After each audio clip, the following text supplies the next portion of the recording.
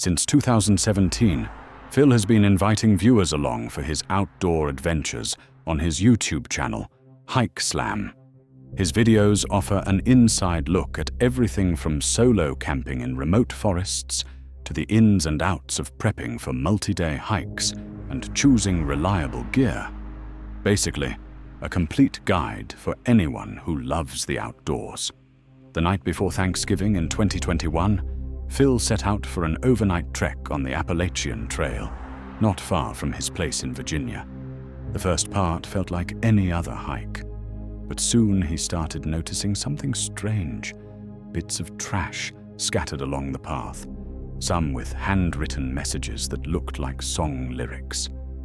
It was puzzling. Who would take the time to write out lyrics or poems on plastic containers just to discard them in the woods? As Phil pressed further into the wilderness, things only got weirder.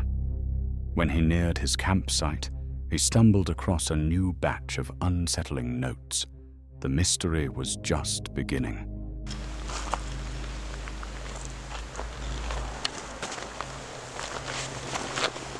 What the hell?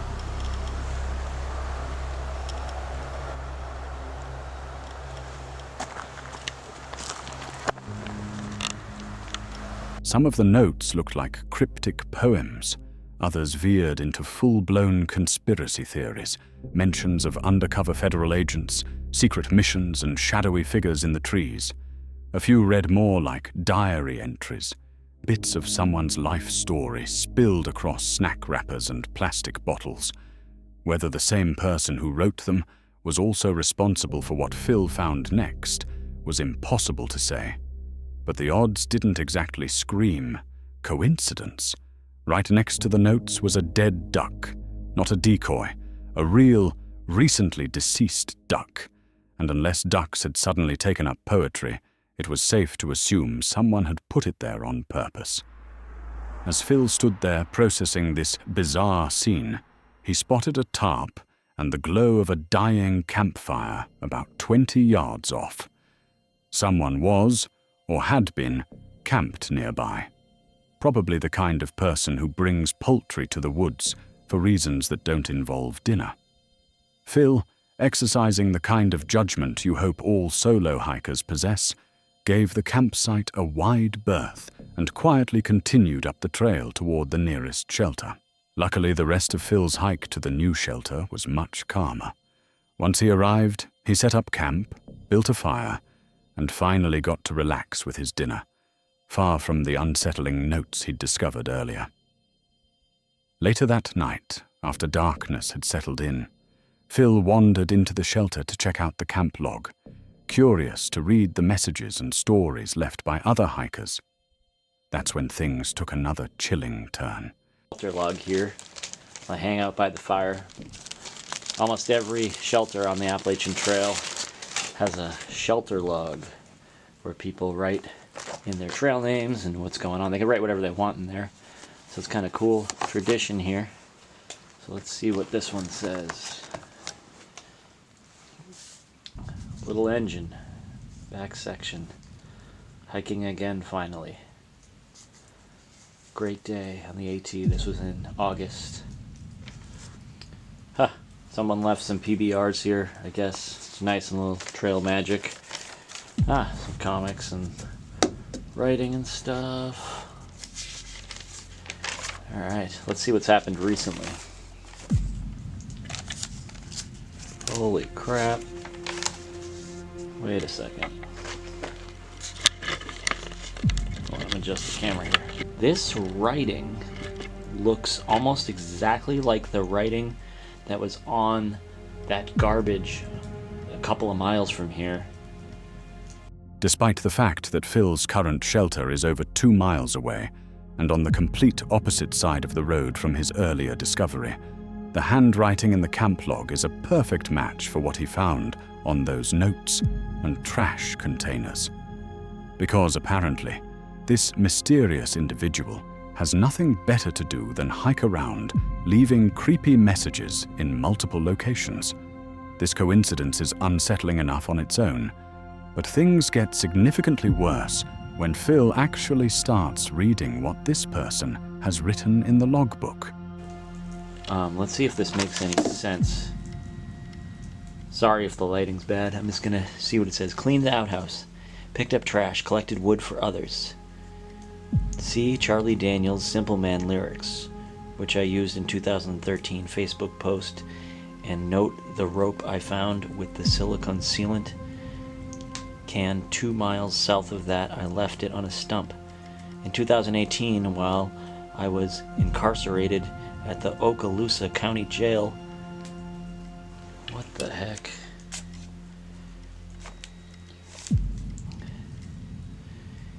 In solitary confinement, I figured the following out. Refer to Isaiah 28:15 through 9. Here in early 2017, Trump, Nebo, allowed Obama to have the special use of the Air Force One for a trip to Palm Springs. This is the same ramblings from the guy that was on the other side of the river. That's kind of scary. Kind of weird. Those women down there said they were going to call the police on the guy. I know it's really hard to read in this light. Sorry about that. Let me move that there. Wow, this is weird. It's just like it goes in one direction, then immediately goes in a completely different direction. And there's just so much of it. Like this line up here. Think grave robbery in an attempt to obscure the reality of Little Mrs. Wolf. Content. Come up with some more of those wicked schemes, JB and company, so I can show some more of your true character. In the past, the Russian collusion assertion have been followed up on many occasions with the advancement of illusions that would show discord in fiction between the colluding parties. You're falling faster. Obey your master. And Metallica lyrics. What the heck? Okay, that's crazy. It's already unsettling enough knowing there's a convicted felon wandering the woods, leaving cryptic and gloomy notes everywhere. Judging by the ramblings, this guy probably isn't exactly the poster child for mental stability. Not the ideal situation for Phil, especially since night has fallen and he's not exactly armed to the teeth. As Phil gets ready to sleep in his tent, he takes one last trip to the shelter, only to spot half a Gatorade bottle dangling from the ceiling, sporting yet another note in the same handwriting. Watch out for Yeet Mouse. The dead do walk and talk. Because you know that's just what you want to read before bed. Reasonably creeped out by this latest message, Phil tries to settle in for the night, though it's safe to say he's not exactly at ease. And, as luck would have it, the one thing you really don't want in this situation, mysterious noises outside your tent, starts happening. Sure enough, as he's drifting off, Phil hears movement near the shelter. Peeking out, he spots a lone figure with a headlamp circling the area. Deciding this is not the night to play detective, Phil quietly packs up and heads back to his truck, glancing over his shoulder the whole way just in case. Fortunately, he makes it home in one piece, though probably not in a hurry to go back for seconds. Love Sundays is a YouTube channel focused on van life adventures, primarily set in Cornwall, UK. The channel features content such as van camping, stealth camping, snorkeling, surfing, and exploring hidden coves and scenic spots around Cornwall. In September 2022, he decided to go camping in his van. As dusk approached, he scouted for a discreet spot to park his van, careful to interpret the parking signs and blend in with the other vehicles nearby. Determined not to draw attention, Sean kept his routine quiet and low-key. He cooked tortellini inside the van with all the doors and windows shut, sweating in the summer heat, but prioritizing stealth over comfort.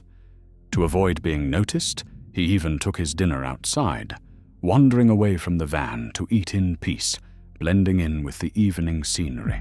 Everything was going smoothly on this camping trip until things suddenly took a turn for the worse.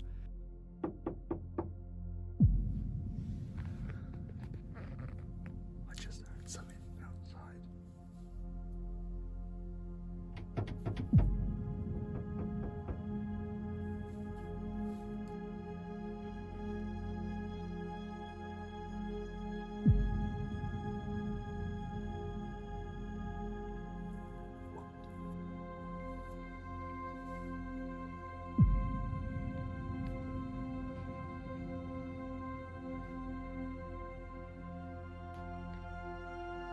Okay, I think they've gone.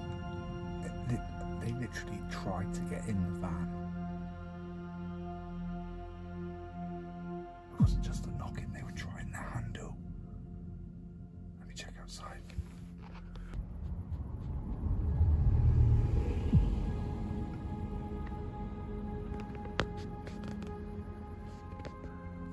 My heart was pounding then. I mean,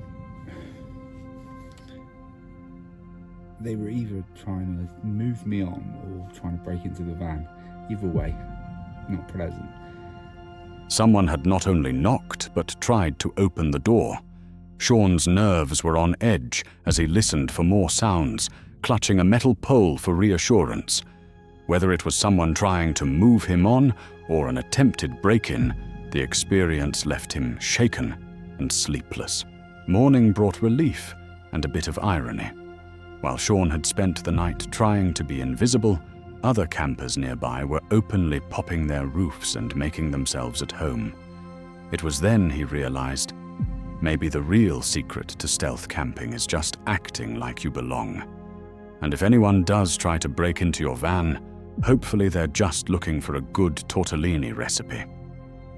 Alyssa Vanilla is a solo female traveler and van life content creator, known for her adventures across the United States. She documents her experiences living in converted vehicles, including a GMC Safari and a Chevrolet Sonic, sharing insights into nomadic living and the challenges of life on the road. Excited to spend Alyssa was in the middle of sharing her right latest now, adventure with her it's pretty much followers, 100 degrees. camping In fact, alone in the next week it's gonna quiet be desert, over 100 degrees when every day suddenly there. a strange car pulled up And right I'm just next to her testing to van. see- Hi. Doing okay? Yes, I am. I'm just kind of checking, making sure everybody's got enough water and... Oh, okay. Are you a ranger or? No, I just live close. Oh, okay. So I kind of come out and check, make sure, because I know there's a lot of people that come out here that don't have a lot. I'm fine right now. I don't know if I'll stay here, but I just wanted to check it out and see. It's pretty So hot do though. you do this, like, is this what you do for a living? Do you, like, travel around or what? Yeah, basically. Yeah? Yep. So Gotta how wait. long have you been doing this for? I've been in the van for like almost a year, last November, so getting close. But I was traveling around in my car since 2020, so it's been a while. So you've been a nomad for a while. Yeah, yes, I'm used to it. And you're... Just a friendly guy offering to help out a solo female camper. At least that's how it looked at first. But sometimes, what seems like kindness can feel off for a reason. Alright, well, just so you know, so you're not worried, I drive by, when I'm here, I actually work in Colorado. I live Oh. here, like a mile and a half from here. Okay. And so I kind of drive through when I'm here, just checking on people, making sure they got water, got what they need. Cool. So if you do stay, I'll see you again, but that's all I'm doing. Right. Nothing spooky. Okay. Well. I had shit stolen from my house 2 Hmm. years ago. So 2 years ago I started doing that. I started making myself open to people that were out here, Mhm. giving them my name so they knew who I was, so Mhm. they saw my face, and Yeah. you know what? It's worked for me. Nobody steals shit from my house. And what is your name? Johnny, if you need water, I have a hose outside that runs all the time. You're willing to see.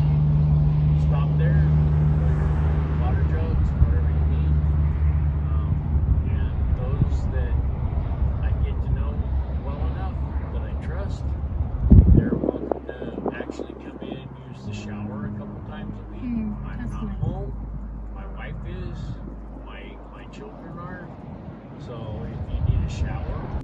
After the unsettling encounter and an unexpected invitation to shower at his house, Alyssa decided to play it cool, finish folding her laundry, and pack up to leave. But maybe that wasn't the best call, because not long after, the man circled back around, making the situation even more tense. Hi.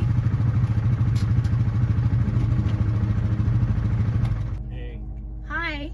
so you have a guy Uh-huh. on the mountain up there that is watching you with binoculars. Okay, well, that's unnerving. Well, I guess I won't be staying. Well, it's not that you can't stay. Just, I'll be honest with you. Yeah. The other side of the mountain is safer. Really? Yes. Okay. He's driving a older Dodge pickup, and he told me he comes out here and offers water Uh-huh. to people, but I would stay away from him. He told me he parks up there and looks around to see who might need water, who might need this, who might need that. And I was like, I turned and looked and went, well, her fucking camper is right in the open. Yeah. So did you catch him watching me, or did he just tell you that he was watching me? When I pulled up, he had his field glasses up, looking this direction, and I was like, what are you looking at? Yeah. Well, I'm just looking to see if there's anybody that needs water. So anyway, he's, see that white truck underneath the tree? I'm right in the tree view, so. All right, come out here and I'll show you. Just so you know. Yeah, it's also just odd that there's not really anybody out here. Get a good description of that truck. It was a white truck. It's white and burgundy. Was he truly trying to help her? Or was he creating a sense of danger just to make her panic and trust him instead? It's a troubling question that highlights how difficult it can be to judge someone's intentions, especially when you're alone and vulnerable. Sometimes people use invented threats or dramatic stories as a way to gain trust or control, making their help seem necessary or even urgent. Honestly, I'd move to the other side. So, I mean, I did want to stay because it's nice out here and it's quiet, but if there's somebody watching me, then obviously I don't think I should stay out here at all. Well, that's fine. That's your choice too. Yeah.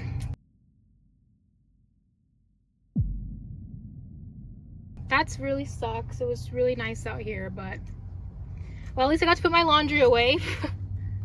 It's always easier to do housekeeping out in the open rather than in the city somewhere. So just finishing up my laundry and then I'll probably have to leave, but that's okay.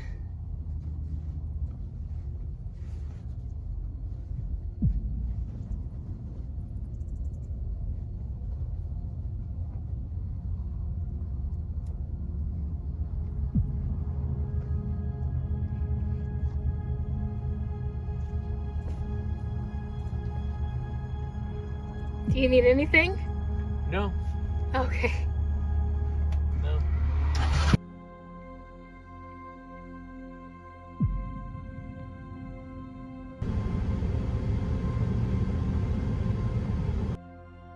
Reflecting on the experience, one viewer, an ex-policeman, offered a chilling perspective. As an ex-policeman, I can tell you, you handled this exceptionally well. There was no one up on the mountain. He was creating a story to cover for himself. I cannot stress enough. You dodged a bullet. His bizarre silence and staring was enough. Learn from this, Alyssa, and thank God you're sharing this to help others. Was he a real threat? We may never know for certain, but Alyssa's story is a powerful reminder. Trust your instincts, stay aware, and don't be afraid to leave when something feels off. Sometimes, sharing your experience can help protect someone else.